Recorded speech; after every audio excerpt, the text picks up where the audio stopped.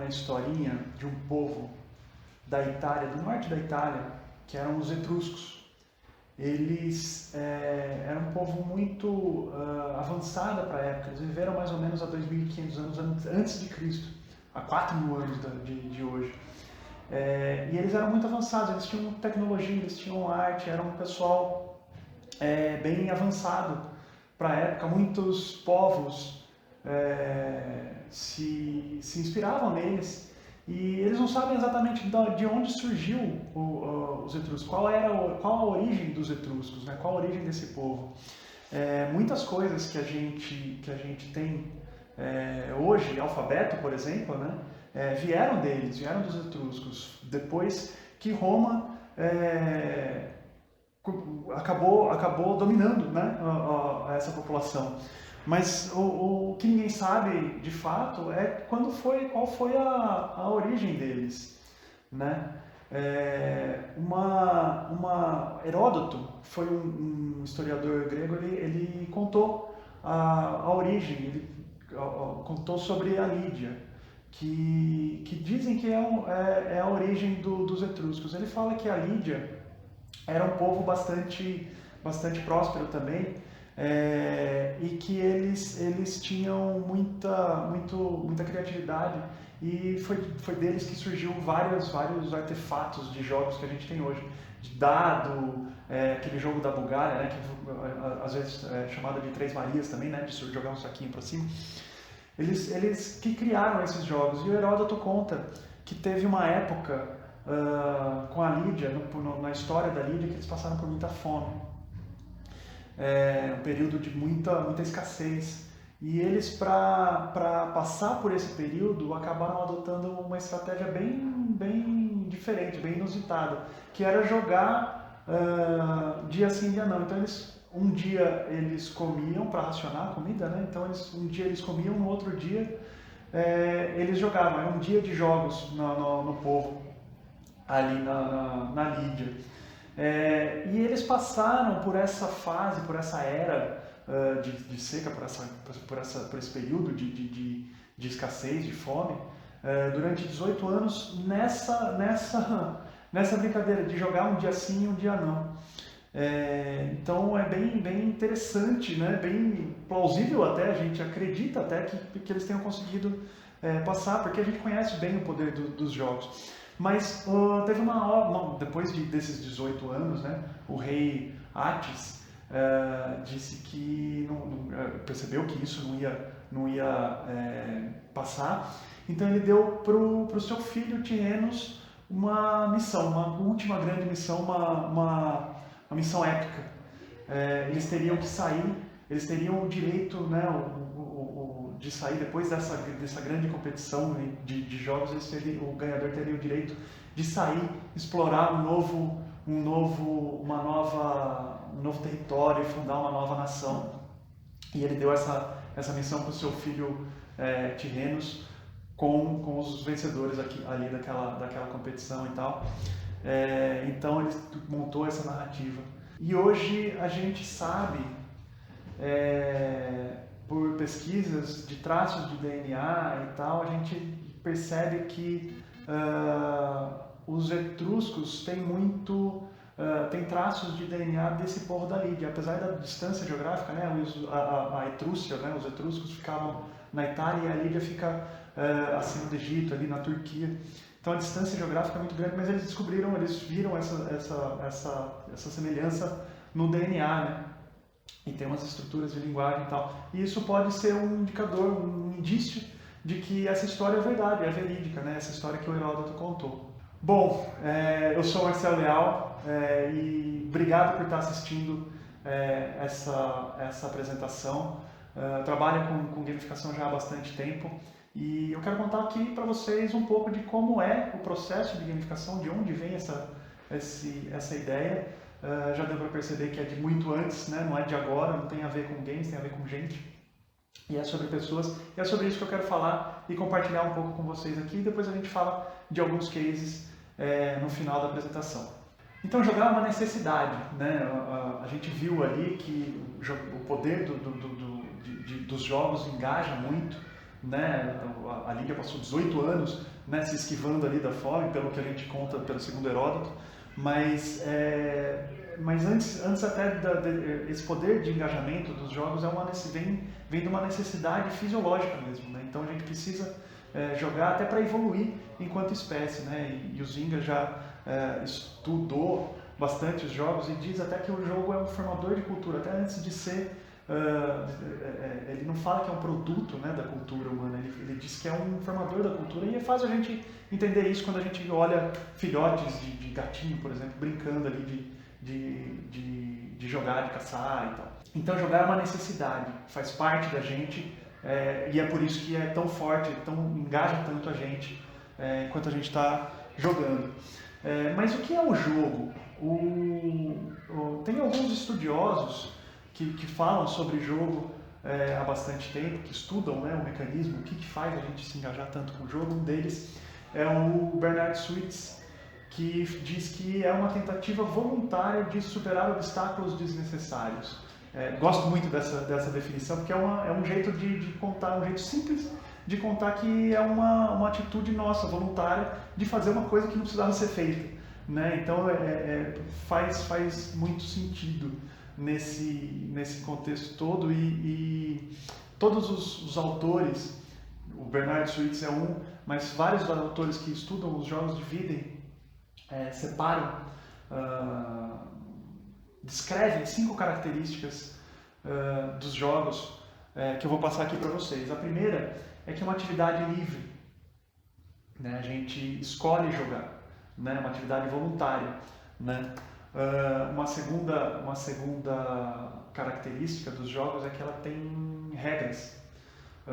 A gente se voluntaria, né? A gente quer jogar aquilo e se submete às regras daquela experiência.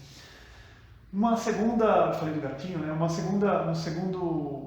terceira característica é o conflito, né? Conflito não no sentido ruim da palavra, mas uma situação a ser resolvida, uma situação que precisa de uma atenção e que precisa ser resolvida ali dentro daquela experiência. É a princesa que a gente precisa resgatar no castelo, né? É a bomba que a gente precisa desarmar dos terroristas. Então tem uma situação para ser resolvida. Uma quarta característica é o resultado. A gente precisa ter meios de medir quem chegou primeiro que quem fez mais rápido que quem. Então a gente precisa ter jeitos, né, formas de mensurar resultado dentro dessa experiência, quando a gente está falando de jogo. E uma quinta característica, mais importante talvez, quando a gente fala de jogos, né, é a imersão.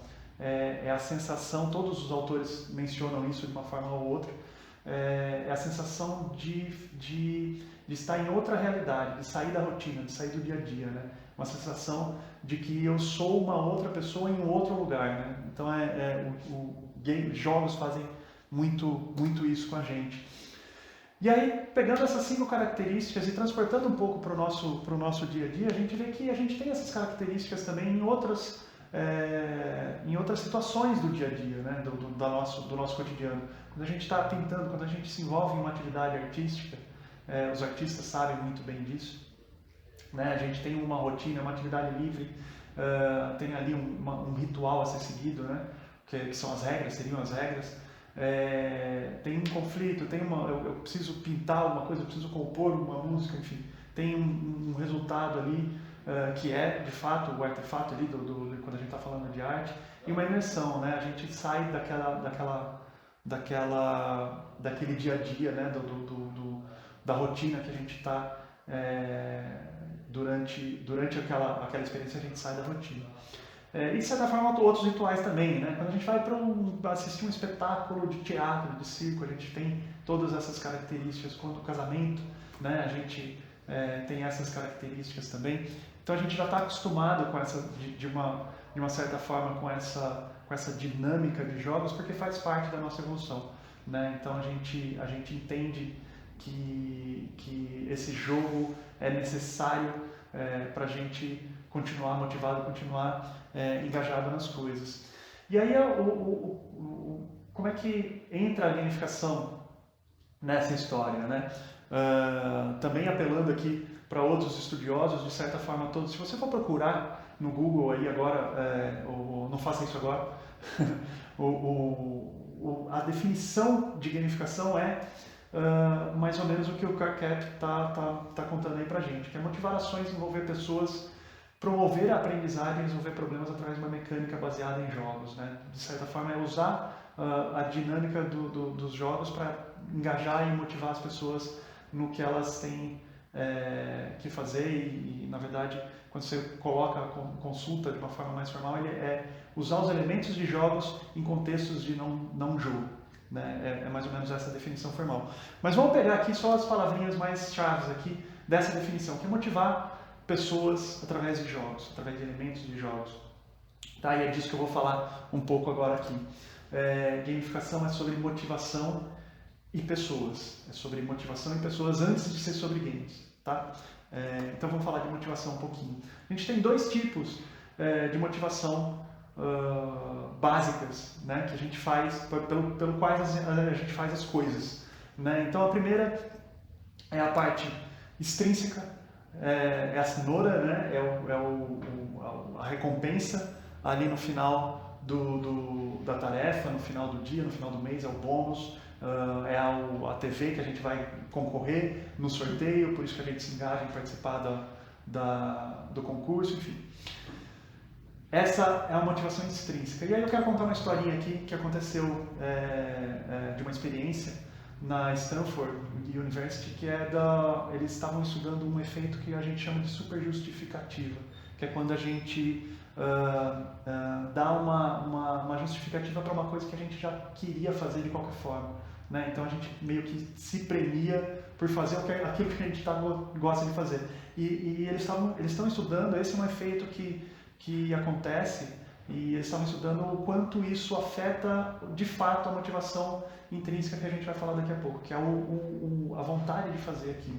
Então lá na universidade o experimento foi o seguinte: eles pegaram um grupo de crianças, dividiram ali em 3 grupos, esse grupo de crianças que adorava desenhar, né, de forma intrínseca, né, eles gostam de desenhar, então dividiram ali em 3 grupos. No primeiro grupo eles deram papel e caneta, deixaram ali numa salinha para desenhar, para se divertir ali um pouquinho. No segundo grupo eles falaram: olha, quem desenhar vai ganhar aqui quem terminar o desenho vai ganhar aqui um diploma de desenhista honorário e uma medalhinha dourada aqui.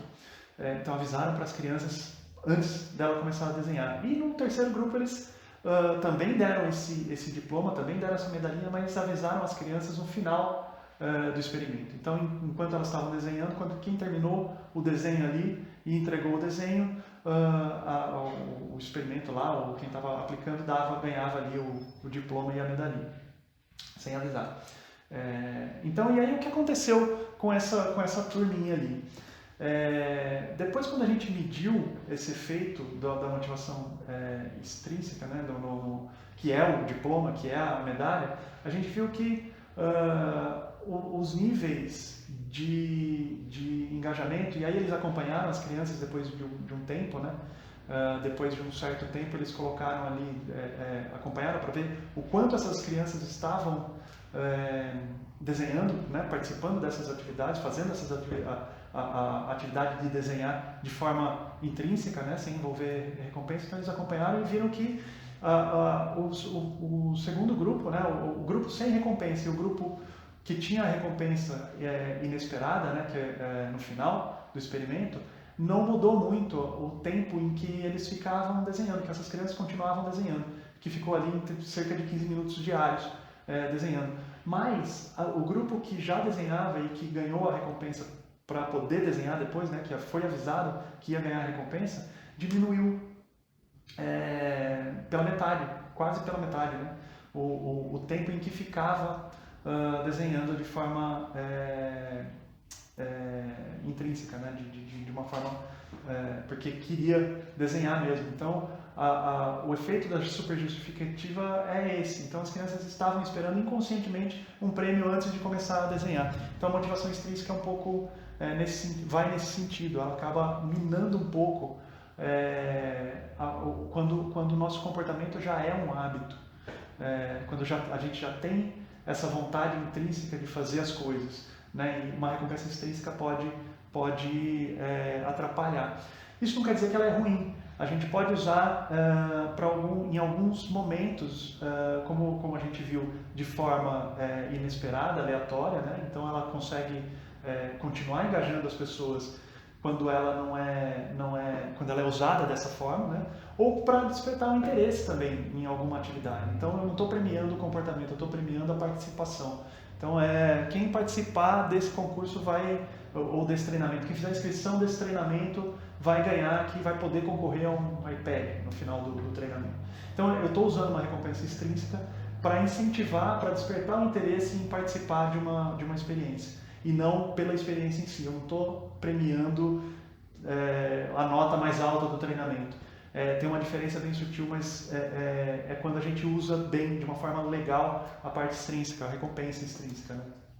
E aí vamos pular para a parte intrínseca, que a motivação intrínseca é o que a gente faz quando a gente está com vontade de fazer, né? Quando é aquilo que causa bem-estar na gente, né? Que a gente tem vontade de fazer.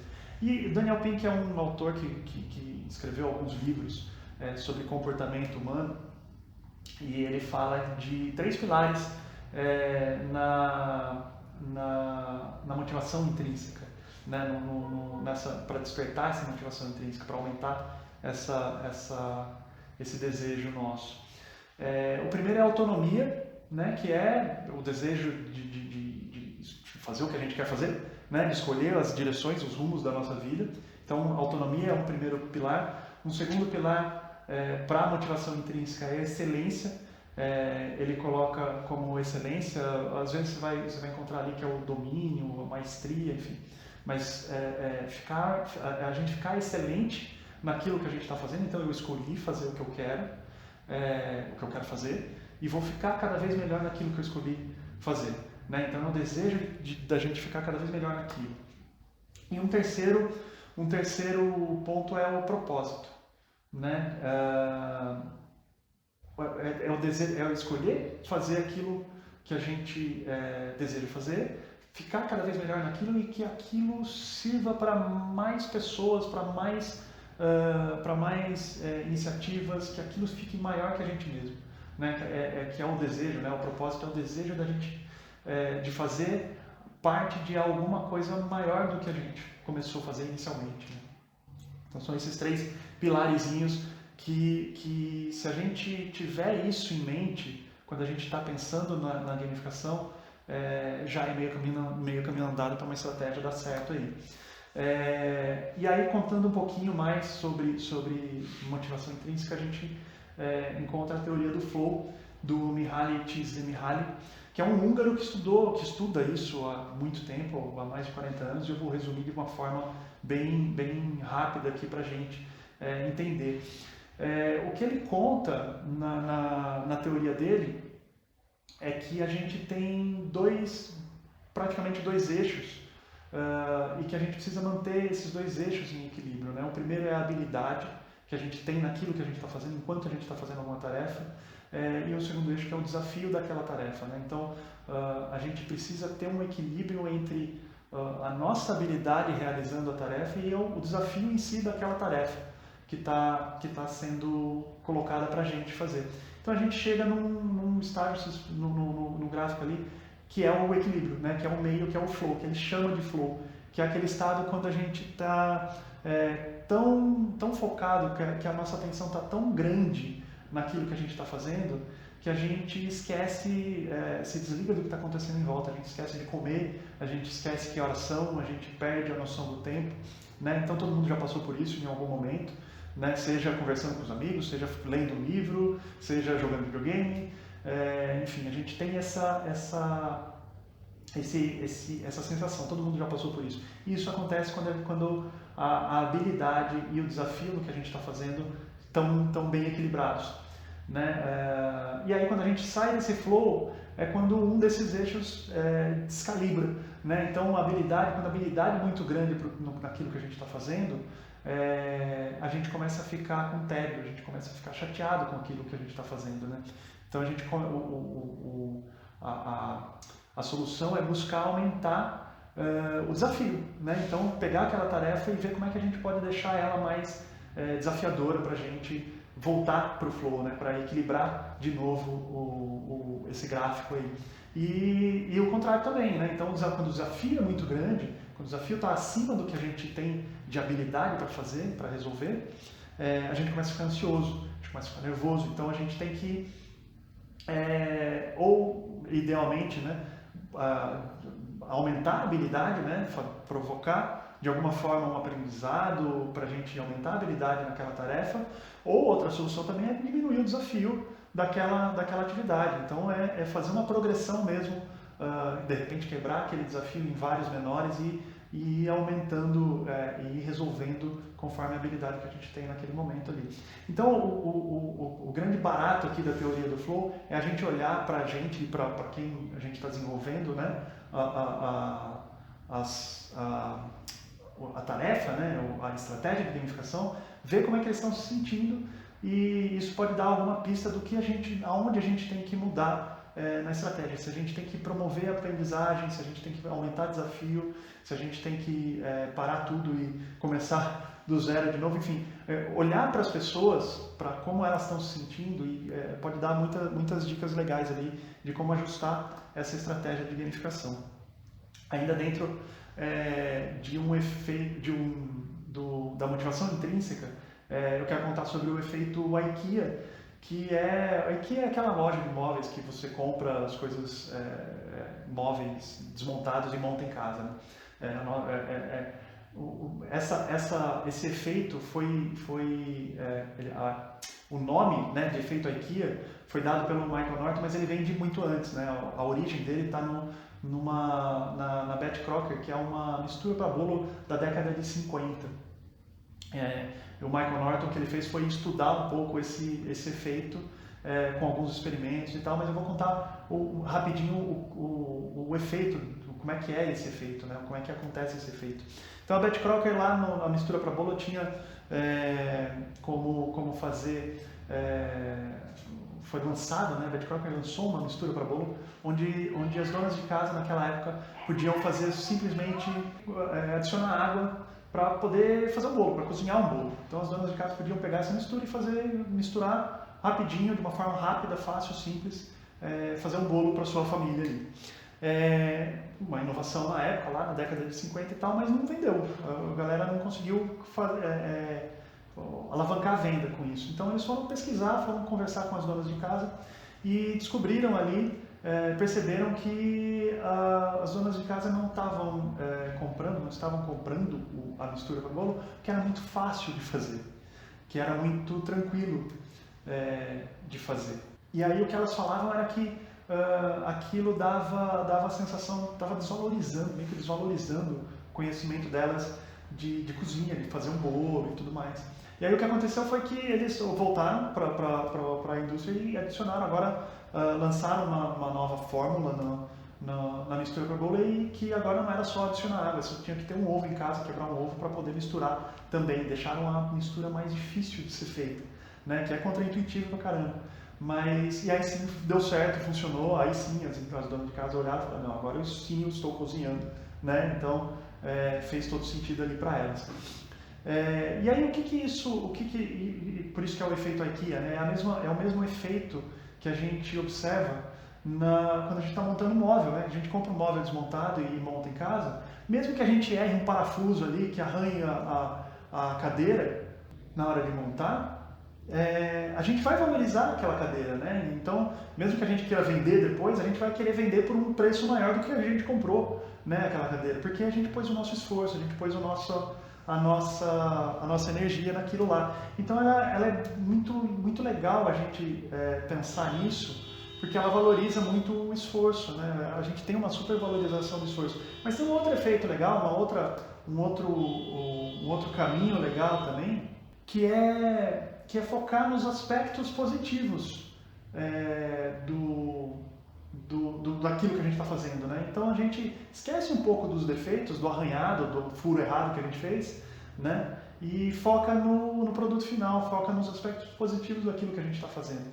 Então é um efeito bacana e é uma coisa que desperta mesmo essa motivação intrínseca, né? Então o esforço, né? Quanto mais esforço a gente colocar naquilo, mais valor a gente vai dar para aquilo e se a gente está colocando esforço, a gente acaba focando muito mais nos aspectos positivos da tarefa, do problema, de toda a experiência. Então, gamificação é sobre motivação, a gente falou um pouquinho de motivação, eu quero falar sobre pessoas agora.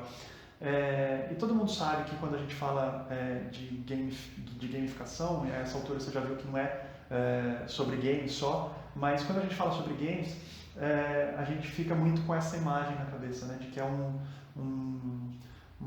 nerd, um homem. O nerd já não é mais faz tempo, né, aquela coisa de adolescente de 15, 16 anos jogando, a gente já sabe que não é isso faz tempo. Mas a gente ainda tem uma impressão de que é um homem jovem, ali nos seus 25, 34 anos, e a gente tem um pouco de razão nisso, porque essa pesquisa da Brasil Game de 2019, então eles fizeram essa pesquisa e viram que a média ali é um homem de 25 a 34 anos que joga videogame. Mas a maioria ali está, ou mais ou menos meio a meio, é uma mulher de 25 a 34 anos também. Então, só para explicar um pouquinho essa pesquisa, a primeira parte ali, os 33% hardcore, são os gamers que jogam todo dia, né? São as pessoas que se declaram gamers, de fato. Então, são pessoas que jogam todo dia mais de 2 horas, 2 ou 3 horas, eu acho. Precisa ver a pesquisa de novo, mas é mais ou menos isso. São as pessoas que jogam bastante, tá? Então, entre essas pessoas, metade, 58%, um pouco mais da metade, o perfil é um homem de 25 a 34 anos e eles preferem jogar no console. Mas quando a gente vai para um público geral, que é o gamer casual, que é a grande maioria da população, que joga ali são 3 vezes por semana, pelo menos 1 hora por dia, a gente vê que a maioria é mulher, né? Então por isso que tem essa diferença ali.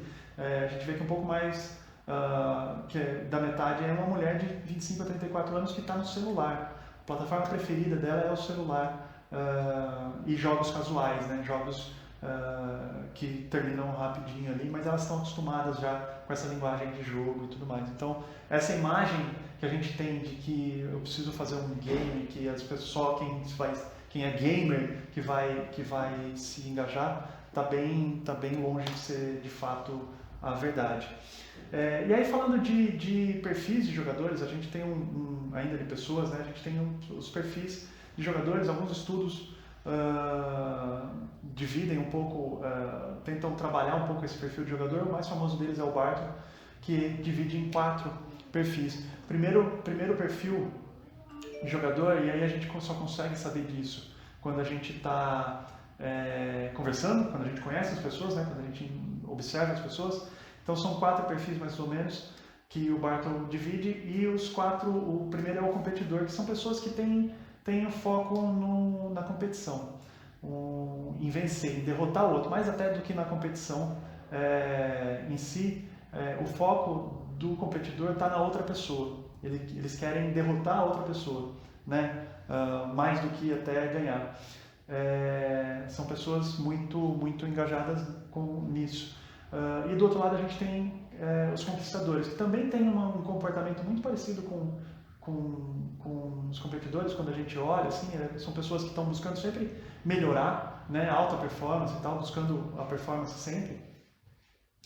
Mas o foco dos conquistadores está na realização de metas, na realização de tarefas, né, em buscar um objetivo.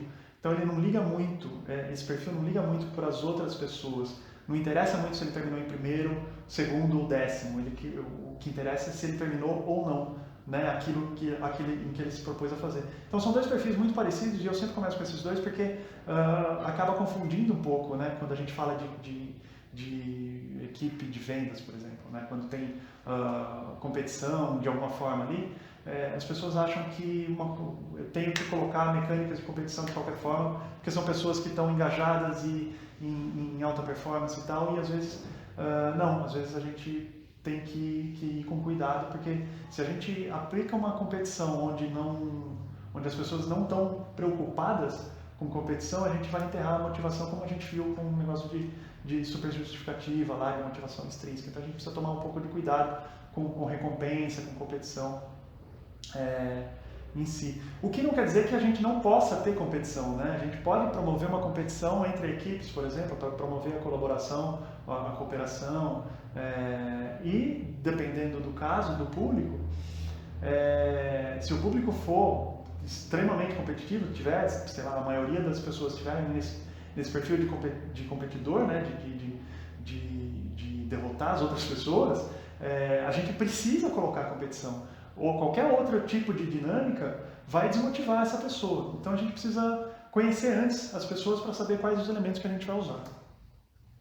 O terceiro perfil a gente chama de sociais, né, que são as pessoas que usam o jogo meio que como uma desculpa para se relacionar, para conhecer outras pessoas, para fazer novas amizades, enfim.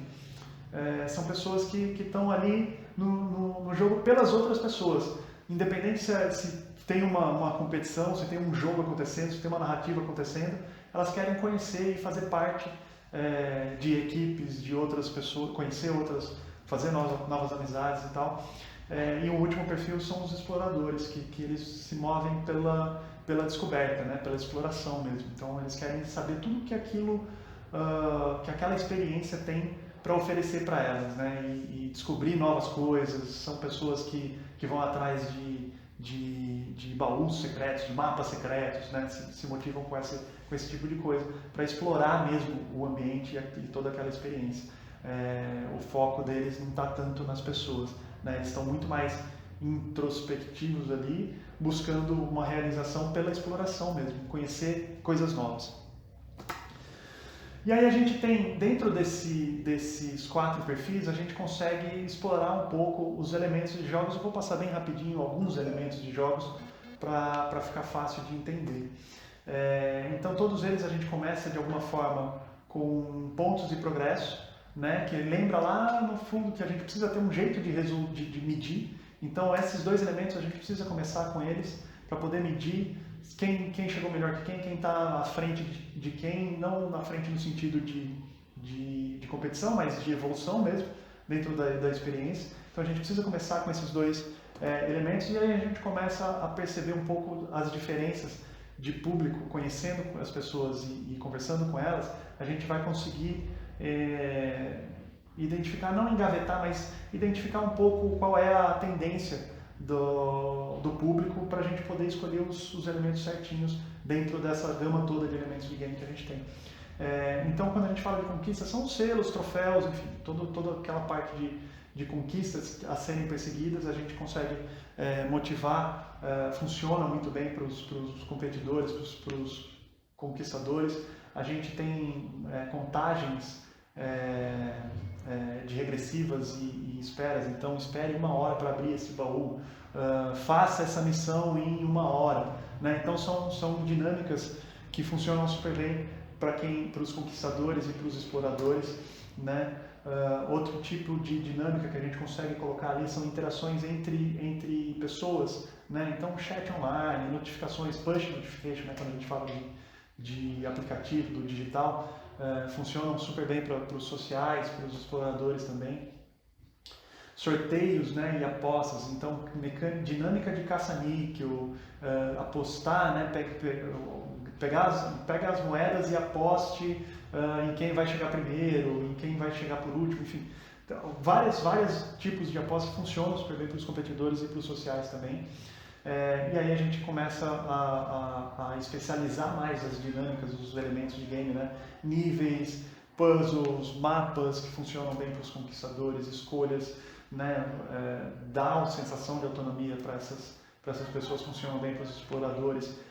Que mais tem ali? Itens secretos, easter eggs funcionam super bem, né? Então alguma coisa escondida que faça sentido para a narrativa. Você está falando de, sei lá, você monta uma narrativa de Harry Potter e deixa ali escondida uma varinha mágica que ninguém sabe onde está e tal, e a pessoa escolhe. Então funciona bem para essa galera. Personalização, né? Deixar o aplicativo com a minha cara, né? Avatar, né? Criar o avatar também funciona. Status, equipes, formar equipes, né? Enquetes, né?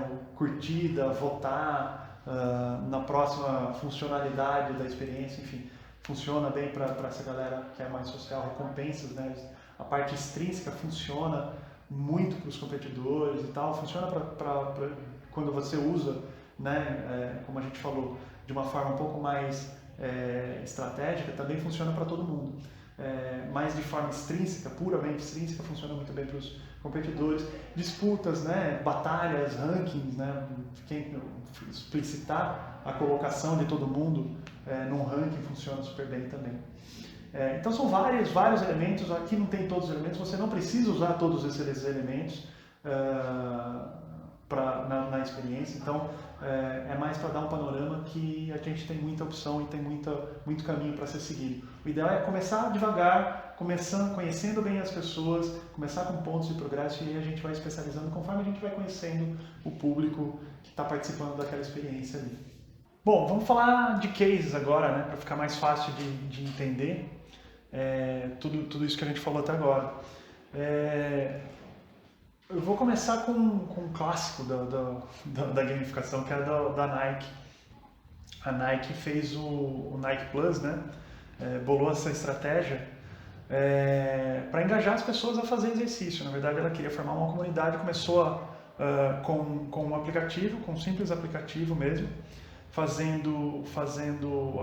dando suporte, né, para os atletas ou para os atletas amadores a marcar suas atividades ali e formou uma comunidade em volta disso. Então depois eles avançaram para um sensor no tênis que só a Nike tinha, depois virou um full band, né, que é uma pulseirinha que eles usam, que você pode usar no pulso para contar quantos passos você deu, enfim, tem toda uma dinâmica envolvida ali. E virou uma linha de negócio para a Nike mesmo, né? Eles começaram a instalar vending machines em pontos estratégicos ali, onde você compra, bate sua pulseira, né? O full band ali que você tem, com os pontos que você ganhou correndo, você consegue comprar boné, produtos variados da Nike ali na vending machine, boné, meia, shorts, então começou como uma coisa mais olhando muito o perfil social mesmo, né, da galera, de formar grupos de exercícios e tal, e acabou virando uma linha de negócio mesmo da Nike, que o ano passado faturou mais de 170 milhões de dólares, só essa divisão. Hoje não é só um aplicativo, hoje tem vários aplicativos de performance, né, de acompanhamento esportivo e tudo mais, mas essa divisão faturou mais de 170 milhões de dólares no ano passado. Então é um case bastante robusto, né, que começou lá em 2011 e que vem evoluindo e caminhando até hoje. Um outro case legal foi na Alemanha, que eles chamaram de Street Pong, mas um jeito... foi uma abordagem legal porque eles olharam o contexto, um pouco de como olhar o contexto de um jeito diferente, né? O que eles queriam fazer ali? Engajar as pessoas a esperar o sinal abrir, né? O semáforo abrir para elas poderem atravessar a rua. E aí o que eles fizeram foi colocar um dispositivo simples, um de cada lado ali de um poste, né? no semáforo, com um jogo simples, de Pong mesmo, de arrastar ali, como está na imagem, né? De arrastar o bastonete ali e um fica de Pong mesmo e um fica jogando com a outra pessoa que está do outro lado da rua. E o tempo de duração é enquanto o sinal tá fechado para ela, né? Então ela fica esperando, ela tem que esperar abrir o sinal ali. Enquanto ela está esperando abrir o sinal, ela se diverte com um gamezinho, uma situação super simples, só olhando um pouco da situação para ver como é que a gente pode transformar aquele momento de espera ali que ela tem que fazer, que ela tem que esperar o sinal abrir, passar de uma forma um pouco mais bacana e divertida. O legal é que acaba incentivando, inclusive, novas amizades, né? Porque você está jogando com a outra pessoa que está do outro lado da rua, né? Você vira um motivo ali para iniciar uma conversa e tal. É um case bem bacana, bem legal. Um outro case que eu trabalhei nesse foi na FINI, que a gente fez um treinamento corporativo extenso de 3, 4 horas de conteúdo que era dado de uma maneira tradicional, né? A gente fez ele virar uma história, uma liga de super-heróis onde as pessoas iam ganhando poderes no meio do treinamento, e isso era simbolizado com capa, com martelo, com máscara, enfim, todo o conteúdo era passado de um outro jeito, uma narrativa diferente, né? Contando uma outra história, uma história de super-herói, onde eles iam evoluindo. E isso é legal, por que é bacana esse case? A gente faz tem todas as dinâmicas, né?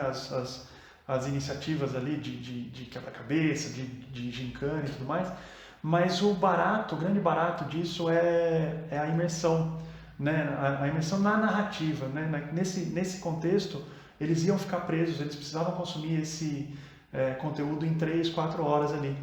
Então a gente conseguia causar uma imersão neles, a gente conseguiu causar uma imersão neles, contando uma história e tudo mais. E envolvendo outros sentidos, que é mais interessante ainda, né?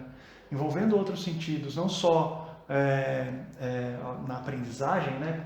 Lendo e escutando, mas também participando, pegando, né? Formando equipes, conversando com as outras pessoas. Então a gente proporcionou essas memórias, e isso aumenta a retenção, né? Então a galera continua falando desse treinamento, continua falando por muito tempo ainda, né? Então aumenta muito a retenção do conteúdo que você está passando quando você faz esse trabalho de história, de envolver outros sentidos, música e tudo mais, né? Então funciona super bem também. Um outro case legal é o Foldit, que é uma iniciativa da comunidade científica. Ele não é exatamente uma estratégia de gamificação, mas é um game utilizado para outros fins e tem funcionado super bem, é uma plataforma e tudo mais. O que é essa plataforma, né? A comunidade científica tem um problema em relação às proteínas. Eles precisam entender como é que elas se comportam no espaço, porque isso proporciona desenvolvimento de vacinas, de outros tipos de pesquisa, e entender como é que essas proteínas se comportam no espaço é um problema. Precisa de uma formação, de experimentos e tudo mais. O que eles fizeram? Bolaram um jogo para ensinar esses conceitos para a comunidade da população em geral. Então é um puzzle onde você vai aprendendo aos poucos, lembra da teoria do flow, né? Então aos poucos você vai cumprindo alguns desafios, começa simples, você vai dobrando, né? Por isso que é o Foldit, você vai dobrando umas proteínas mais simples, até chegar em algumas coisas mais complexas, ensinando sempre, aumentando o nível de dificuldade, até que chega uma hora que você está desenvolvendo, você está ajudando a comunidade científica a resolver problemas que não foram resolvidos ainda, né? Então, um caso clássico da plataforma é da descoberta de um pedaço do vírus da AIDS, né? A capa proteica, né? do vírus da AIDS, um pedaço. Eles estavam tentando resolver um problema que não era resolvido há décadas, né? Acho que há 15, 16 anos. E quando elas lançaram esse problema na plataforma, a comunidade, né, online resolveu isso em 2 semanas. Então é um problema de 18 anos, de 16, 18 anos, resolvido em 2 semanas. É desse tipo de engajamento que a gente está falando quando a gente envolve o poder de elementos de game, da gamificação em si, né? Então, é um caso clássico. Hoje tem mais de 500 mil usuários, mas o grande barato da plataforma é o propósito, né? Que é a motivação intrínseca, que a gente falou mais cedo. Quando a gente tem um propósito, você escolheu, ninguém obrigou ninguém a fazer, baixar essa plataforma, esse aplicativo. É um jogo, você tem que baixar no seu computador, e você tem vontade de ficar cada vez melhor naquilo, né, em dobrar as proteínas de um jeito cada vez mais eficiente, até que chega uma hora que você está ajudando a comunidade científica e tem um propósito gigante, né, de cura de doença, né, um propósito muito nobre. Então tem dado muito certo esse Foldit, eles continuam no ar ainda. Um outro case bacana é o da Air Canada, que eles pegaram eles têm um programa de milhagem normal de pontos, né, como qualquer outra companhia aérea, e fez um trabalho de incluir uma dinâmica de badges, né, de selos para serem perseguidos pelos clientes. Então, além da pontuação normal, né, de milhas aéreas, você ainda pode perseguir alguns selos, como por exemplo o da Amelia Earhart, que foi a primeira mulher que sobrevoou o Atlântico. Então, se você sobrevoar o Atlântico, você destrava esse badge no seu perfil ali. E aí tem vários badges, tem badges de aeroporto, badges de continente, né, de exploração, de volta ao mundo, enfim, tem vários, são mais de 400 que eles têm na plataforma hoje. E deu super certo. Então as pessoas, ainda mais com essa história, né, a gente conta uma história também com os badges, não é simplesmente colecionar por colecionar. Tem uma história, cada selo daquele tem uma história, e você vai colecionando aquilo e vai ganhando, obviamente vai aumentando, né, as milhas que você tem. Quando você destrava um badge, tem alguma influência nos pontos que você ganha ali.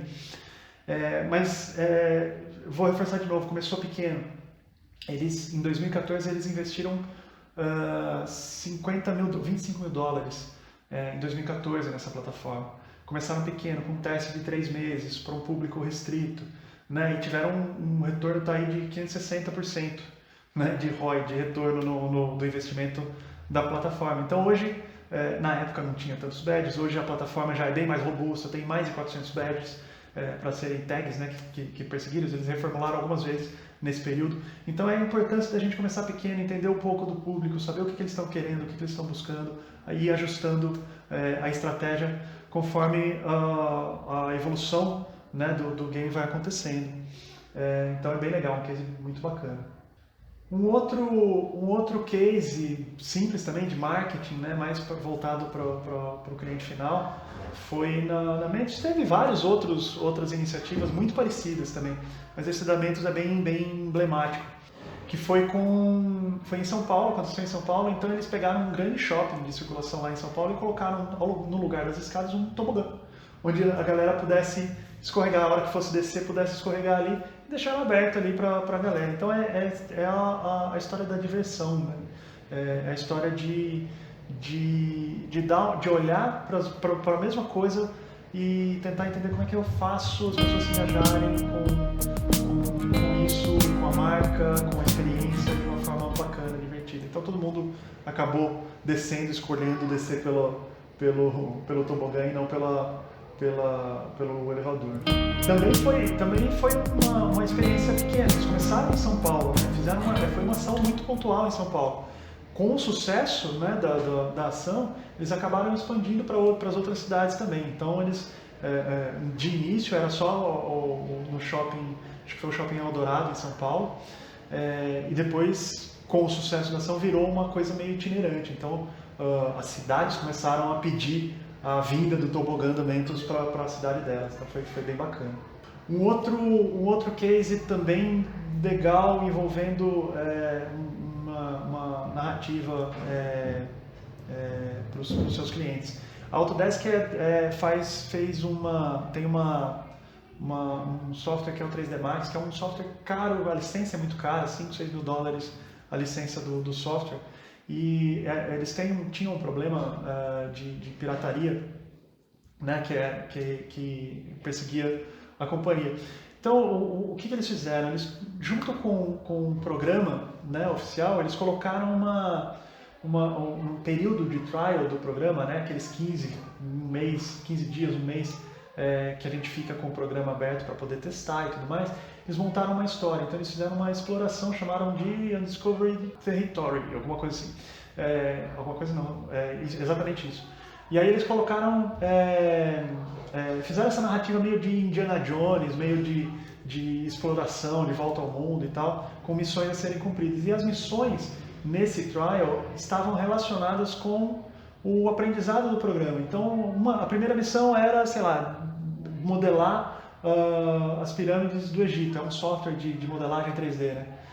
Modelar as pirâmides do Egito. Então a missão é no Egito, tem uma narrativa, tem uma historinha. Quando você termina a missão, você manda um arquivo para ser validado. Tem toda uma operacionalização ali para garantir que a pessoa está cumprindo as etapas e está aprendendo sobre o programa, né?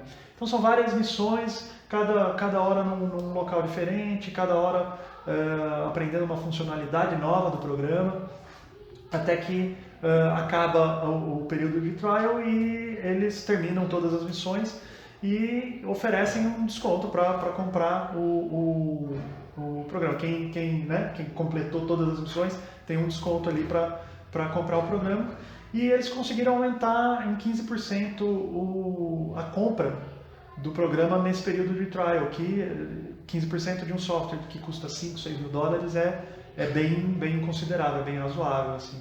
Então foi um case de sucesso. Eles lançaram isso tem uns 5 anos, tiraram um pouquinho do ar e eu sei que estão voltando esse ano de novo, em 2020, estamos em 2020.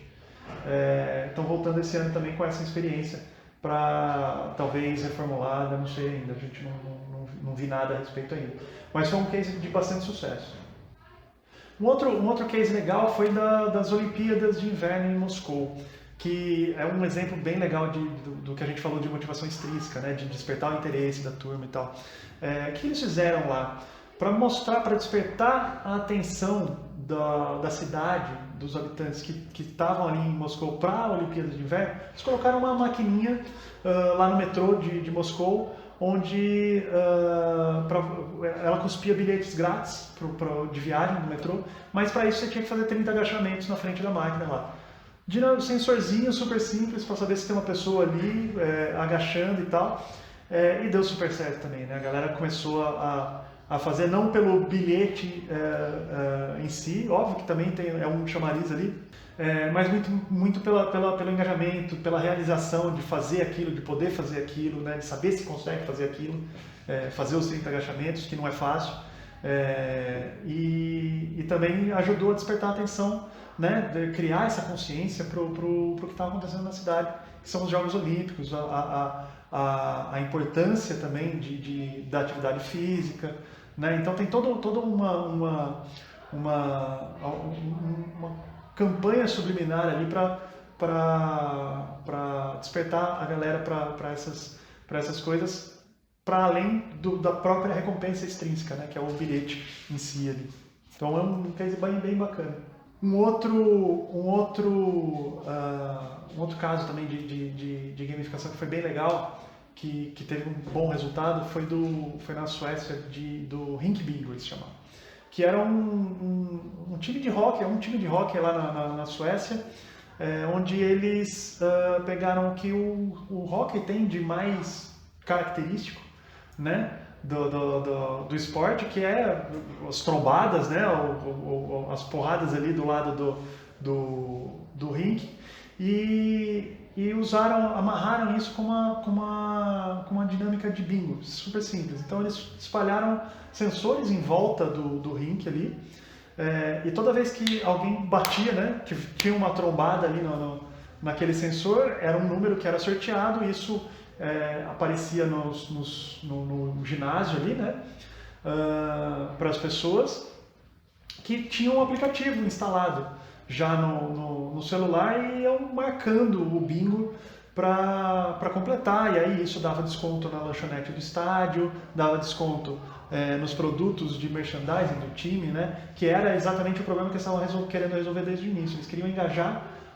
as pessoas a assistirem os jogos e engajar mais com o time e, consequentemente, aumentar vendas, tanto no ginásio inicialmente, quanto no produto, no e-commerce do time. E o legal é que a solução que eles deram foi, como foi uma solução digital, né, do aplicativo, não era só o pessoal que estava no estádio que podia participar, né? A galera que estava em casa também podia participar, que estava no aplicativo ali. Então não comprava, né, o lanche lá no estádio, mas podia comprar produtos do time pelo e-commerce, né? Então aumentaram bastante, tiveram um resultado bem legal de 128% na venda, a mais de venda dos produtos do time, né, no e-commerce. Então teve um bom sucesso lá e foi bem legal. Um outro case recente também é do KFC, que eles chamaram de Pocket Franchise, né? Que é uma dinâmica que cada pessoa, está em tempos remotos agora, né? Mas cada pessoa conseguia montar a sua própria loja do KFC. Então por isso que é um conceito de franquia de bolso, né? Então qualquer pessoa podia baixar o aplicativo e montar a sua própria loja, e decorar essa loja. E foi aí que começa a entrar a história da gamificação, né? Você tem a personalização e tudo mais. Então você decora a sua loja e aí conforme a sua loja e você oferece isso para os seus amigos, né, para vender, e cada produto vendido pela sua loja você ganha uma comissãozinha e além da comissão, que nem é tão importante do ponto de vista de motivação assim do público, mas é um chamariz, óbvio, mas não é o mais importante, você evoluía a sua loja.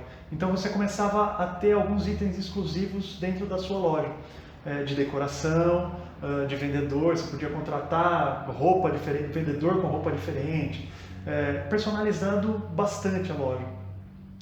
E até que chega um momento que você consegue montar um produto específico para sua loja, um combo específico para sua loja, né? Mas aí você precisa evoluir bastante dentro da brincadeira aqui da franquia. Então, aí quando você consegue, estava nesse nível, né, de montar um combo exclusivo da sua loja, aí a comissão ficava maior e o combo ganhava o seu nome, podia ser vendido nas lojas físicas. Eles amarravam toda uma estratégia para você fazer parte daquilo também, né? Então vem desde a personalização de ganhar, do conceito de evolução, da franquia, de complicar, né, de estratégia, até a história do propósito, de fazer parte. Pô, eu faço parte também dessa equipe não tem um propósito tão nobre quanto do curar a doença, né? Promover a cura, mas também tem esse senso de comunidade bem forte que funcionou super bem lá. Eles conseguiram 42 milhões de dólares em vendas diretas em 6 meses, né? Então é bastante. 6 meses não, 4 meses, 120 dias, né? Em 4 meses. Então teve um sucesso bem legal lá. E para terminar, eu vou deixar um videozinho aqui para a gente terminar, que mostra muito esse conceito de como a gente consegue mudar a diversão, né? É um case da Volkswagen que aconteceu em 2009, antes até de começarem a falar em gamificação, da palavra gamificação existir, mas mostra muito bem como a gente é motivado por experiências divertidas, como a diversão consegue mudar o comportamento, né? Então é um case bem bacana da Volkswagen, que chamava The Fun Theory, que é uma plataforma onde eles coletaram muitas ideias ali de como a gente consegue mudar, né, exatamente isso, como a gente consegue mudar o comportamento das pessoas através da diversão. E aí das ideias que cadastraram lá na plataforma, eles pegaram uma meia dúzia ali e fizeram efetivamente. E aqui eu quero mostrar duas delas. Super simples, super bacanas, mas muito poderosas para a gente perceber como é que a diversão pode engajar as pessoas e como a gamificação pode ajudar a gente a criar hábitos e se motivar nas coisas que a gente tem que fazer de qualquer jeito, né? A gamificação, ela antes de ser sobre games, né, sobre tarefas, ela é sobre pessoas.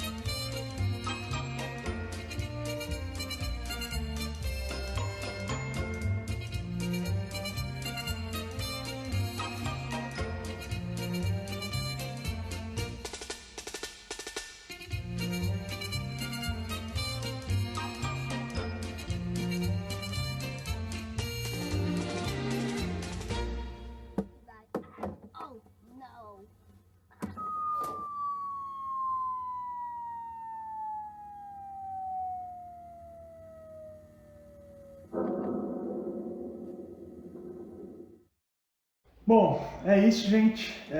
Espero que vocês tenham curtido, espero que vocês tenham aproveitado, espero que eu tenha conseguido agregar um pouco mais nesse dia aqui. Aproveito e agradeço muito o convite do Matheus para a gente participar, para poder participar desse evento, de poder estar participando desse evento do Dia da Inovação.